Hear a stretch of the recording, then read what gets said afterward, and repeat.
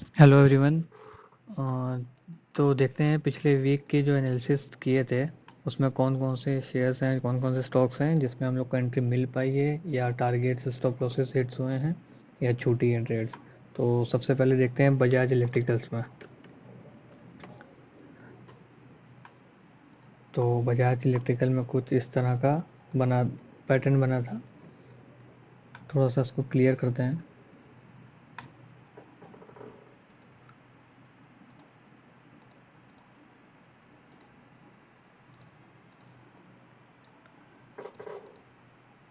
तो इसमें ये देखा था कि ये एक पैटर्न बन रहा था, इसमें चैनल पैटर्न टाइप का। नहीं सॉरी, चैनल पैटर्न नहीं, एक फ्लैट सपोर्ट इसने ब्रेक किया, यहाँ रेसिस्टेंस लिया था, फिर ऊपर गया, फिर वापस नीचे सपोर्ट पे आया था।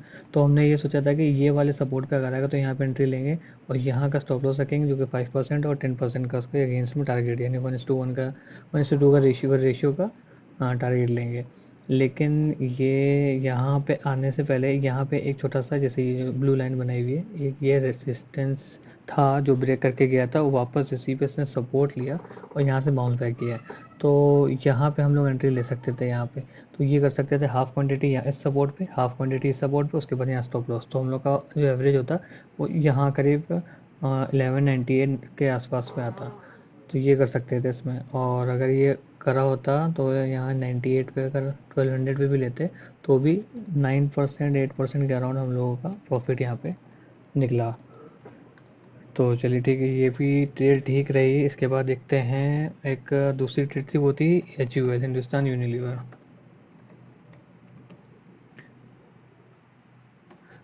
हिंदुस्तान यूनिलीवर में ये डेली टाइम फ्रेम पे ये पैटर्न था।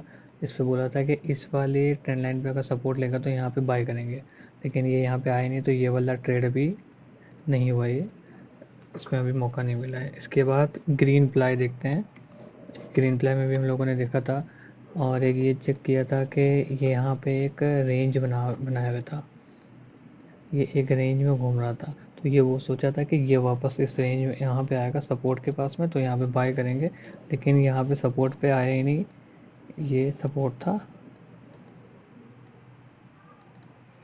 ये यहाँ से ही बाउंस हुआ, यहाँ पे नहीं मौका मिला, तो इसमें एंट्री नहीं हुई। लेकिन यहाँ पे एक चीज़ और है, जो रेजिस्टेंस को ब्रेक किया है, यहाँ पे ब्रेक करने के बाद यहाँ पे एक ट्रेड बनता था, यहाँ से यहाँ तक का। और अगर प्रॉफिट यहाँ पे अगर कोई कैंडलस्टिक पैटर्न एग्जिट करने का नहीं दिख रहा होता तो होल्ड करके चलते, तो अगला जो यहाँ पे रेसिस्टेंस था यहाँ तक का हम प्रॉफिट ले सकते थे अप्रॉक्स 10% का, और जो स्टॉप लॉस होता वो इस वाले के नीचे, यानी कि यहाँ तक का स्टॉप लॉस ले सकते थे 3% का। तो ये कैसे बनता है ये देख लेते, छोटे टाइम फ्रेम पे 1 आवर पे आता है। ये जो हमने बनाया हुआ है, ये जो एक रिजेक्शन, दो रिजेक्शन है, तीसरा रिजेक्शन, चौथा यहाँ पे इसने ब्रेक करने की कोशिश की, लेकिन एक बहुत लंबी विक थी, ये वापस आ गया सपोर्ट के नीचे। उसके बाद यहाँ पे ब्रेक दिया, ये ब्रेकआउट दिया, उसके बाद ये रिट्रेसमेंट यहाँ पे।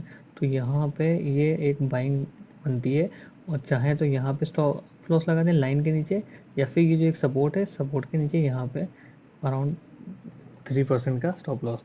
तो पहला टारगेट हमारा ये रहता, जो कि प्रीवियस स्विंग का हाई था, ये वाला 194.80 का ये। और अगर यहाँ पे हमको बुलिश क्या बेरिश कैंडल नज़र आती है, कोई विक दिखती कैंडल क्लोज होने के बाद चेक करते हैं, तो हम लोग एग्जिट कर जाती है यहाँ पे कहीं पे। और ये लेकिन यहाँ पे बुलिश इनगल्फिंग कैंडल बनी है, उसके बाद वाली भी बुलिश इनगल्फिंग कैंडल बनी है, तो यहाँ पर ट्रेड में बने रह सकते थे। यहाँ तक का प्रॉफिट आराम से 8% का हिट हो जाता। अब नेक्स्ट स्टॉक है ईद पेरी। ईद पेरी में देखते हैं कहाँ पे एंट्री हुई है और कहाँ पे क्या टारगेट हिट हुआ है कि स्टॉप लॉस हिट हुआ है। इसमें इसमें जो एंट्री थी हम लोगों की, यहाँ पे थी एंट्री। और पहला टारगेट ये हिट था, दूसरा टारगेट ये चैनल पैटर्न पे था। अगर इसको फॉलो करते यहाँ पे, तो ये 11.5% का प्रॉफिट ये। उसके बाद ये यहाँ पे ब्रेकआउट है, ये रिट्रेस दोबारा से यहाँ पे फिर ट्रेड ले सकते थे, फिर एंट्री, और फिर ये 6 to 7% का प्रॉफिट यहाँ पे भी। तो ये भी हम बेस्ट ट्रेड है, 2 ट्रेड मिल सकते थे। अगर एक ही कंटिन्यू करते हैं तो आराम से 19 to 20% प्रॉफिट इसमें, ये भी अच्छा ट्रेड रहा। उसके बाद क्विज देखते हैं।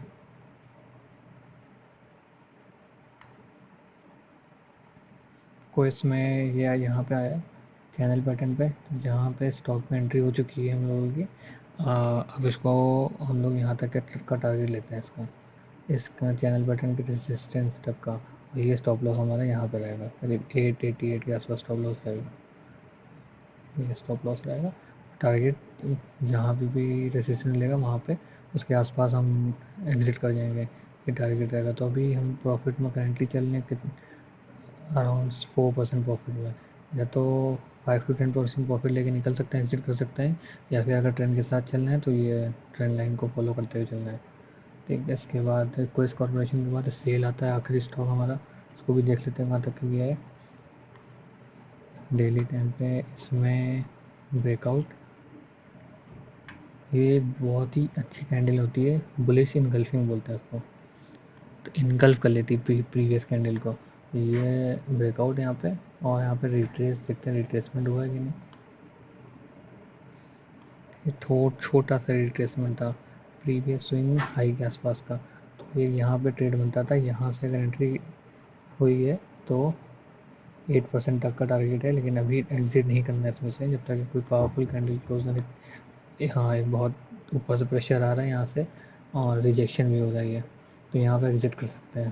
तो अगर यहाँ से भी लेंगे तो 6 to 7% प्रॉफिट यहाँ पे आराम से हम लोगों ने अचीव किया है। तो अभी तक के हम लोग के टारगेट हिट हुए हैं, स्टॉप लॉसेस नहीं हुए। अब आगे देखते हैं नेक्स्ट में।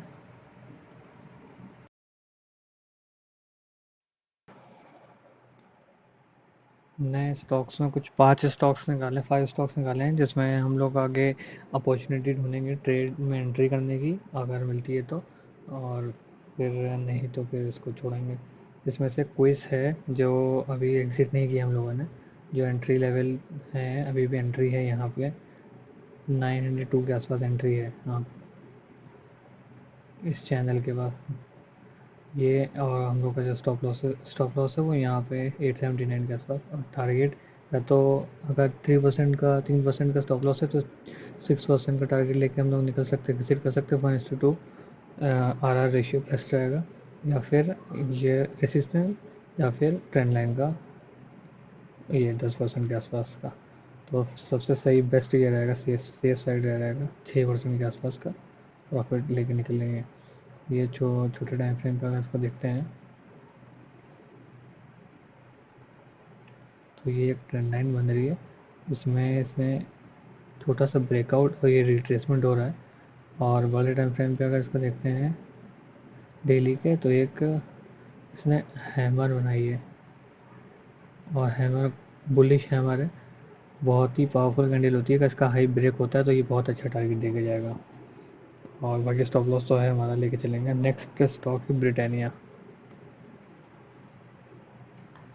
ब्रिटानिया में डेली टाइम फ्रेम पे अगर देखेंगे तो ये इस तरह से रेंज में चल रहा था पहले, और फिर एक ट्रेंड लाइन बनी, यहाँ पे इसने ब्रेकआउट दी, ये रिट्रेस किया।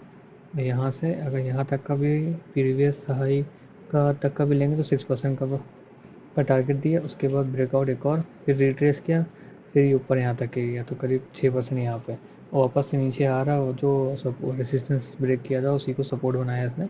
तो यहाँ पे एक एंट्री बन सकती है समवेयर अराउंड हेयर, और इसका ये रहेगा इसका स्टॉप लॉस छोटा सा, 2% का स्टॉप लॉस ले लेंगे। टारगेट या तो 4% टारगेट, या फिर ये यहाँ पे रेसिस्टेंस के पास का 7% का 7% का टारगेट ये लेके चल सकता है। तो एक ये ट्रेड बनी है, इसको हटा देते हैं ना, कन्फ्यूजन होगा। तो ये अपना नया ट्रेड है, और अगर इसको ब्रेक करता है तो ये इस पर सपोर्ट लेगा, उसको ब्रेक करता है तो फिर इस पर सपोर्ट लेगा। तो एक यहाँ स्टॉप लॉस लेके निकल लेंगे, फिर यहाँ पे अपॉर्चुनिटी ढूंढेंगे, अगर मिलती है कैंडल स्टिक पैटर्न अच्छे बनते हैं, फेवर में बनते हैं, बुलिश बनते हैं, तो यहाँ एंट्री लेंगे। यहाँ स्टॉप लॉस लगाएंगे, नहीं बनते हैं तो इसको ब्रेक डाउन देने दीजिए। उसके बाद ये सपोर्ट के आसपास फिर से देखेंगे क्या कैंडल स्टिक पैटर्न बन रहे हैं, छोटे टाइम फ्रेम पे भी देखेंगे 15 मिनट पर। अगर एंट्री बनती है तो यहाँ से एंट्री लेंगे, और फिर यहाँ तक का टारगेट रहेगा, और इसका स्टॉप लॉस यहाँ पे, यहाँ तक का, यहाँ के आसपास रहेगा स्टॉप लॉस का। और नेक्स्ट है लुपिन। लुपिन भी बहुत ज़्यादा फॉल हो चुका है, तो इसका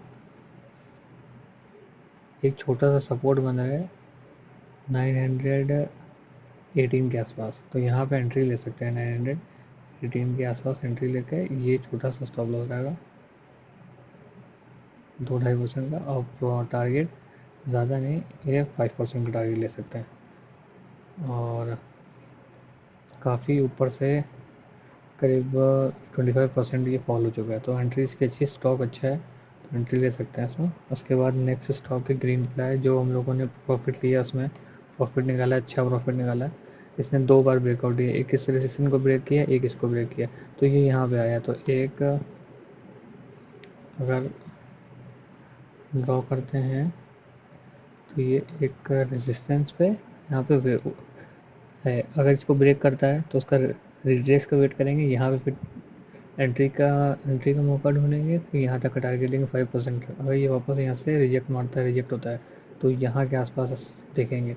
अगर यहाँ पे एंट्री होती है तो यहाँ पे एंट्री लेके फिर यहाँ तक का टारगेट रहेगा कि 6% का। अगर इसने ये ब्रेक किया तो यहाँ, ये ब्रेक किया तो फिर वापस इसी सपोर्ट के आसपास एक बाइंग अपॉर्चुनिटी मिल सकती है। अच्छा स्टॉक है ये, फिर उसको भी वॉच करते हैं।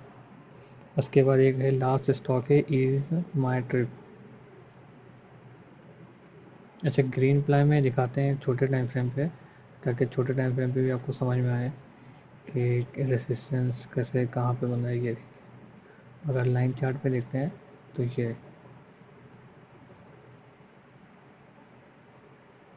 ये इसका ये बन रहा है 1 आवर का।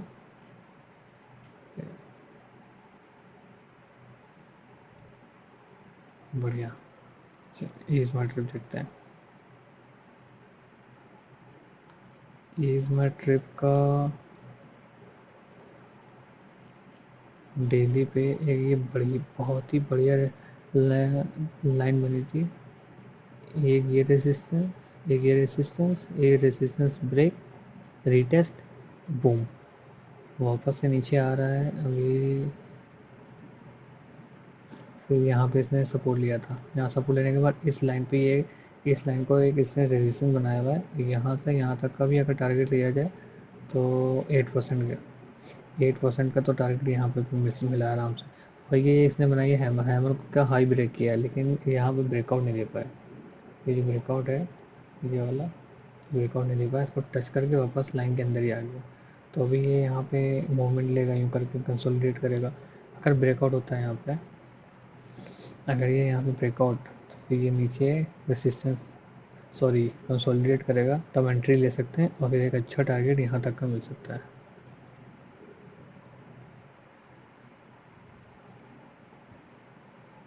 यहाँ तक का एक अच्छा टारगेट, अगर यहाँ से भी एंट्री होती है तो करीबन 9-10% का टारगेट ये मिल सकता है। और भी